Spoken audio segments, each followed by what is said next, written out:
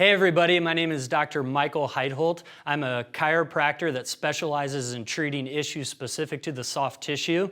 In our office, we really like to focus on evaluation. We want to make sure not only do we know what we need to treat to make you feel better faster, but also what exercises you may need to start working on to prevent pain from coming back. A lot of times though, I recommend people do some self-assessment and self-treatment in order to see if over a week or two they can get some of that pain to go away on their own. Oftentimes it's time to come in for treatment in our office once you've had pain that isn't responding to things on your own for a couple weeks. And so today, we're going to go through 3 of the most common issues and pain points that I see amongst Orange Theory members. And so if you want to follow me back to the torture chamber, we'll go through some of those exercises. So the first and most common issue I see amongst Orange Theory members, especially newer members as you start getting started, is an issue that for a while we jokingly called Orange Theory butt. It's a pain that kind of is insertional right up here.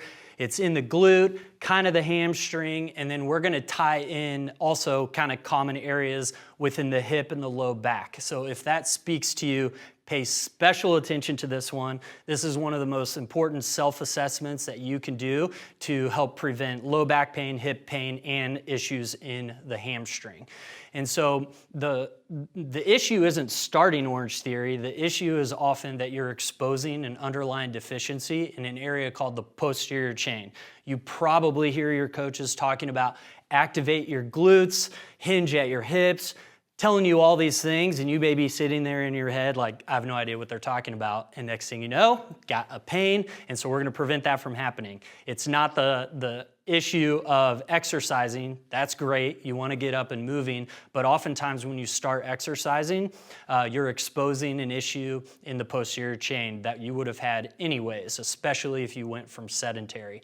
And so the posterior chain is essentially, for our purposes here, we're gonna be talking about glutes and hamstrings, and not only how you activate them, but strength as well. And so we're gonna bring Katie over here and we're gonna go through how you can self-assess if this might be an issue for you.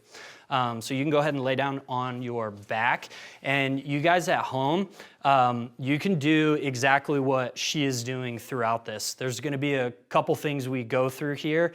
You may need a second person, you may not. But the first thing we're gonna do, all of you have in class done a hip bridge, which is essentially laying on your back flat like this and just raising up. And so the first step, of course, is always make sure you don't have pain. If you have pain doing this, we need to talk.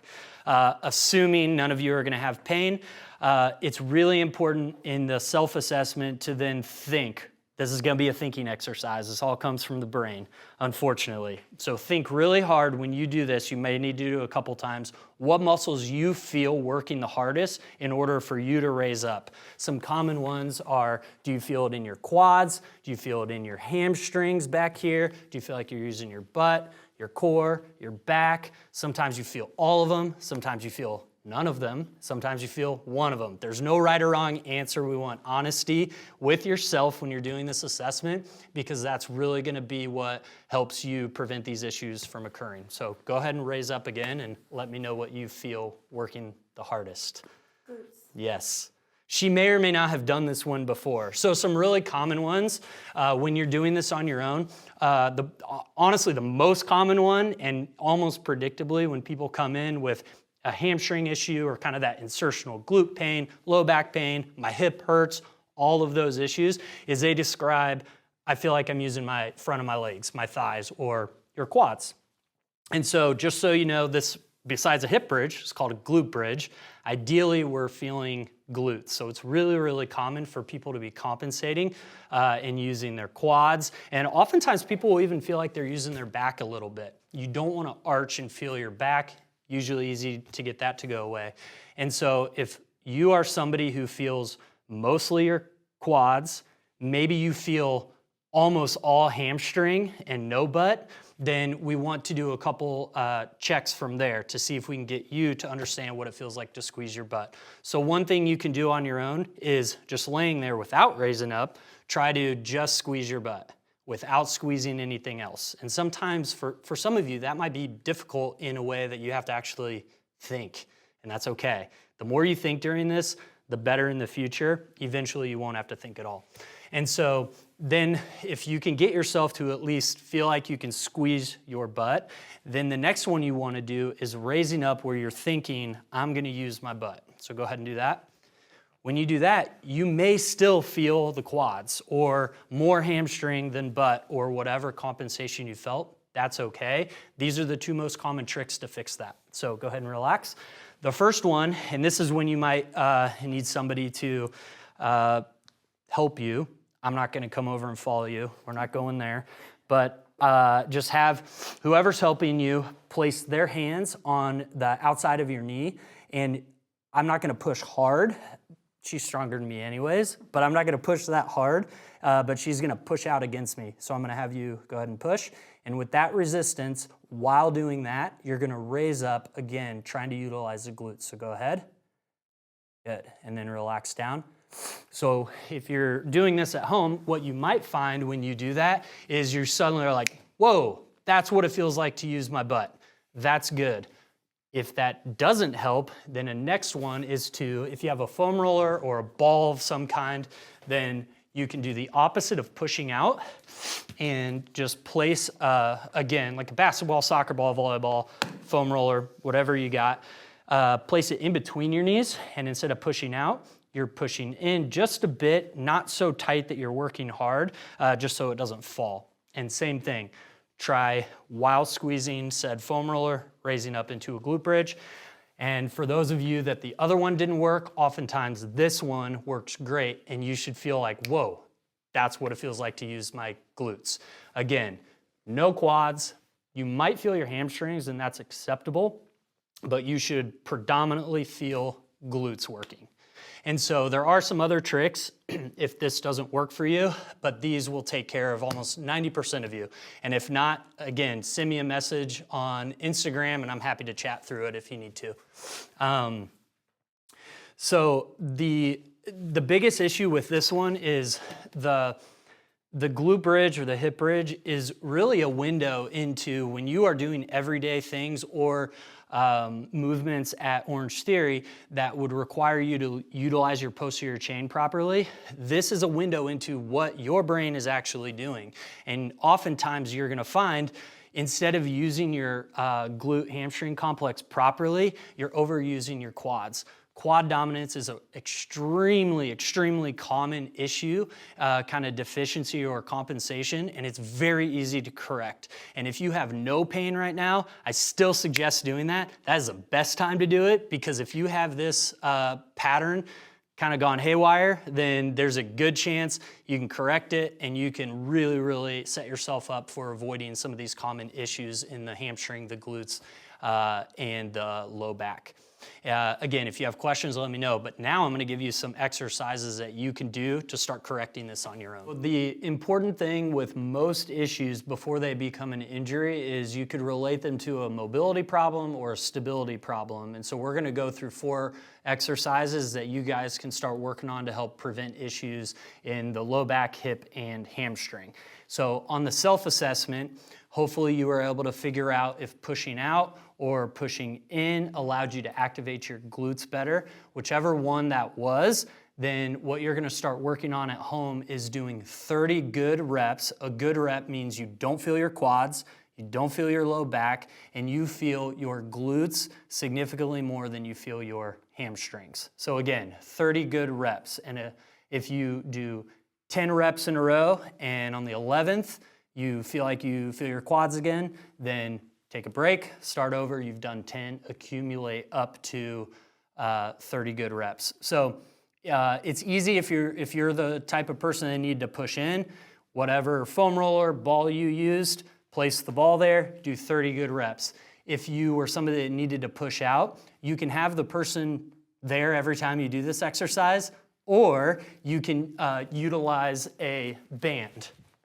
And so a lot of times people will have bands at home. You could tie it into a circle around your knees. You want to make sure that band is tight enough that it forces you to have to try to push out.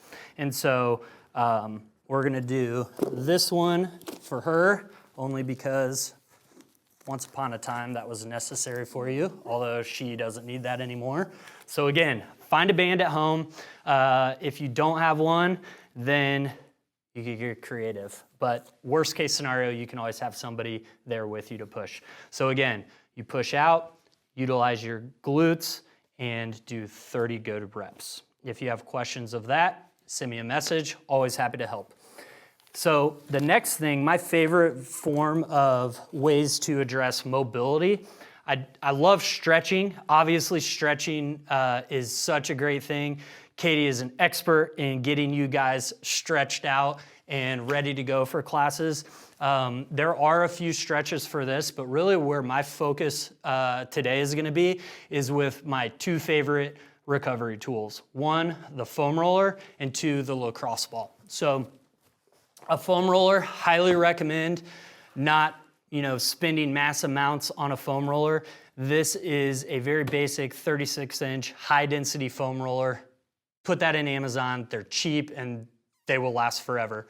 Lacrosse balls, it's literally what it sounds like. It's just a lacrosse ball. I typically steer people away from a tennis ball or anything that has too much give. You want it to be firm. And so in our office, we really focus on treating connective tissue called fascia, and fascia responds in direct proportion to the stress applied to it, meaning we want constant tension, and we want to really get in there and make sure that we're creating a little bit of productive pain, potentially. And so these two tools are by far and away my favorite for self-treating and prevention.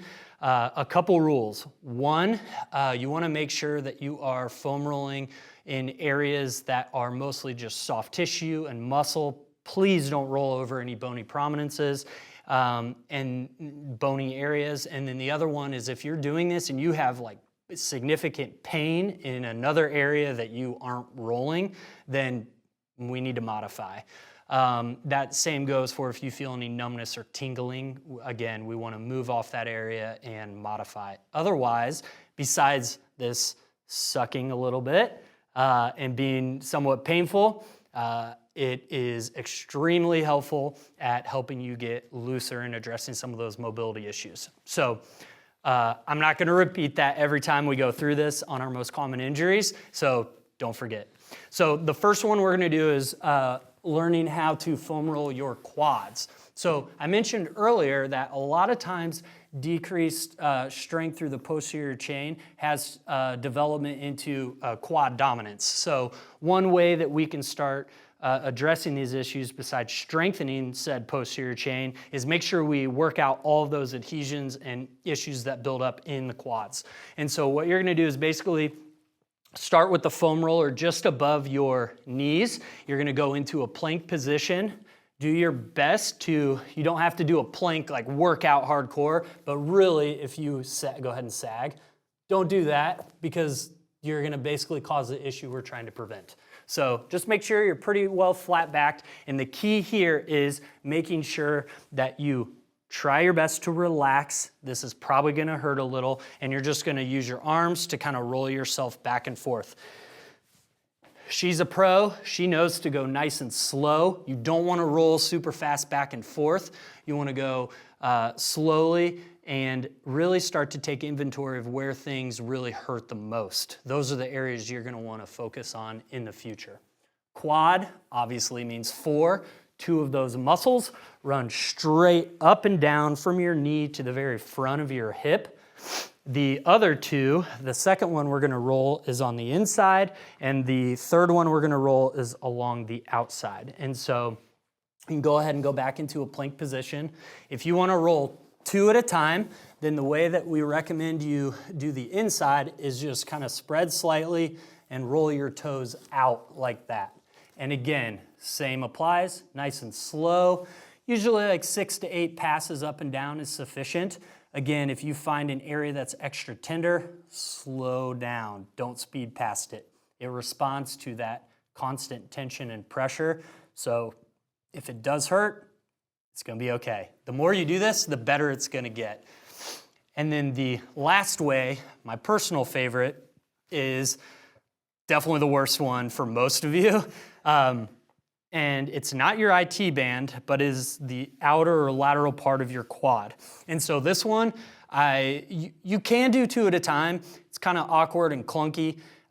So we're just gonna show you how to do 1 at a time. So the easiest way to have you do this at home and feel it in the right spot is to go back to that first way you did and into a plank position with both feet on, or both knees on the foam roller. And what I'm gonna have Katie do here is basically roll herself to the right about a 45-degree angle, and she's gonna find herself, I'll show you on her left, she is on this side basically along here, not along the IT band on the side, but kind of right in front. And this one, if she can keep a straight face, I would be impressed, is usually super intense, and that is okay, I promise. Most people stop short on this, and a lot of people have that pain kind of in the front of the hip here. You can roll all the way to the front of the hip. The key is don't roll on the hip itself. Again, avoid bony spots, but you can roll real snug right up close to it as long as you are feeling muscle, soft tissue. Again, 6 to 8 passes. Take note, it's a search and destroy mission. You're finding the bad stuff, and that's what you want to get rid of. You can relax. It's fun, right?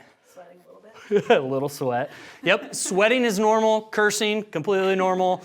All of the pain with the foam roller, if you've never done it before, it will not feel awesome to start. Do not feel like you need to do this for 20 or 30 minutes. Just spend a few minutes every day doing it, and I promise after a week or 2, you'll be shocked at how much easier it gets to roll through there.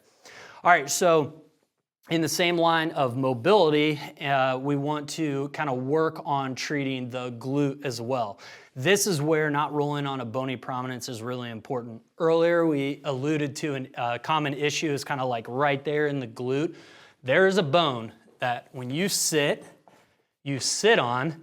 Do not roll back and forth over that. I see people doing that all the time. There are bursa around that bone, and you will piss them off, and that is not comfortable, and it takes forever to go away. So even though you may have pain right there, we're gonna avoid directly on the bone, and you're gonna roll areas above. So the easiest way to get to the glutes, there are two ways. You can use the foam roll or the lacrosse ball. We're gonna show you both. So the easiest on the foam roller is go ahead and place it just like you had before and go ahead and sit on the foam roller facing. Yep, you got it. So initially, if you just sit on the foam roller, you're gonna feel that bone. Don't go there. So when you roll the glutes, you're gonna do 1 at a time.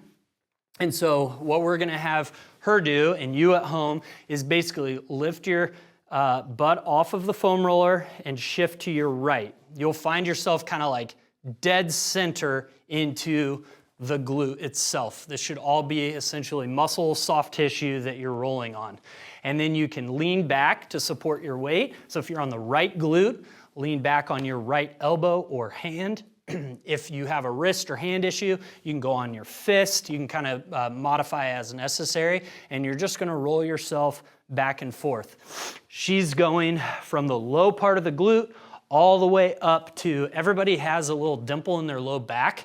It's called your SI joint. You can roll all the way up to that. Again, kind of explore around, making sure you're not rolling back and forth on bone, but there's usually a significant area that you can cover doing this, and you can kind of tilt back and forth to make it more uncomfortable. If you wanna if you do this, and sometimes this one feels kind of good compared to the other ones, but if you wanna make this harder, you can add a stretch into the foam rolling. And so the way to do that is just bring your ankle over your knee like you're doing a figure 4 stretch, and you can create that stretch, roll back and forth, and you'll be able to find some other good stuff in there. Perfect. And this one, sort of like with the quads, 6 to 8 passes back and forth is pretty good. But in this one, if you find a specific spot, then stop. Hold and just try to relax onto it. But if you're one of those that finds a really specific spot, then we're gonna use the ball to find that bad boy. So follow me over to this wall, and I will show you how to do the glutes with a lacrosse ball. This little guy is amazing. It can get in small places. Foam roller I usually describe as a toothbrush, and this is the floss. And so with this, the same rule applies. Don't roll over bone, but I want you to start by finding that dimple in your low back. So you can kind of push on your glutes like, it's soft tissue. There's something kind of firmer. You want to find that, and you want to place the ball directly below that SI joint. And then what you're gonna do is kind of go a little bit off to the side and just lean into the wall. You do not have to push as hard as physically possible. Just sort of pin that lacrosse ball between you and your glute, and you're gonna keep steady compression into the ball and the wall, and then rotate yourself so that that ball rolls, just like you were doing with the foam roller. This one you can kind of move with your hand, going down into the glute. You can get really close to this bone. So a lot of you may have pain back in this area. You can take that ball as you're rolling and really get close to that area and hold compression into the ball and the wall on those pinpoint spots. Again, you can do that just rolling back and forth, or if you find a spot that's particularly uncomfortable, relax into it, keep breathing. That's super important. But this one's good for those pinpoint ones, whereas that one, it kind of feels good to just kind of as a warm up or cool down from a workout. All right, so now we're gonna go back to some strengthening stability. So we showed you how to make sure you know how to use your glutes properly. There are a whole bunch of progressions from that very basic one. And then the most common areas to foam roll and kind of loosen up. And I want to show you oftentimes those really tight hamstrings. You probably find you stretch them, and they're still tight. Those hamstrings aren't actually tight because they need stretched. They're often tight because they're doing way too much work to keep up with the quad dominance and the weak glutes. That they are weak and tight. Sounds weird, but I promise it's true. So I'm going to show you one of my favorite ways to isolate the hamstrings and start strengthening them. So you pair this with your glute activations, and you can really prevent some of these issues. So the most important thing here is finding a surface. So at Orange Theory, in the studio, a bench is pretty much the perfect height for most people. If you're at home doing this, you may have a weight bench at home, a coffee table, a chair, a couch without the cushions, a table, something about this height is perfect. So you're gonna lay on your back, just like this, and then you're going to put your heels, not your legs, but just your heels on the surface. And the most important thing in this exercise is to make sure that you are in a straight line here from your knee straight to your hip. You don't want to be way back here, and you don't want to be too far forward. So do your best to get your knee and your hip stacked under each other, and then counter to everything that you have ever been taught or think you should do right now, you are gonna relax in the core. This is not a core exercise, and this is also not a glute bridge. So what you wanna do from this position is essentially just push your heels into the table.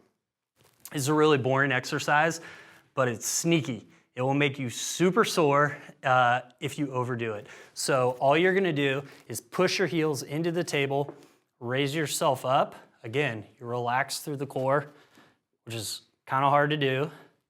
And then pause when you can fit about your fist underneath your belt line, and then go back down nice and slow. So to keep it easy, we're gonna do 3 seconds in each position. So take 3 seconds to raise up. Again, fist width under your belt line. 3 second hold, and then 3 seconds on your way down. Super effective, sneaky good at isolating the hamstrings, albeit a little boring. But you'll reap the benefits and you'll thank me later. So those are 4 great exercises you can do to start preventing some of those really common issues that I know we all deal with at some point, whether it's low back, hip pain, or a little bit of an issue in the hamstring.